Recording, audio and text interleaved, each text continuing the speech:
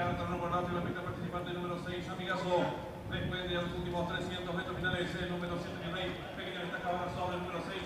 Amigazo que va exactamente en su búsqueda. Tercero se le 5, Marino. Después de los últimos 150 metros finales.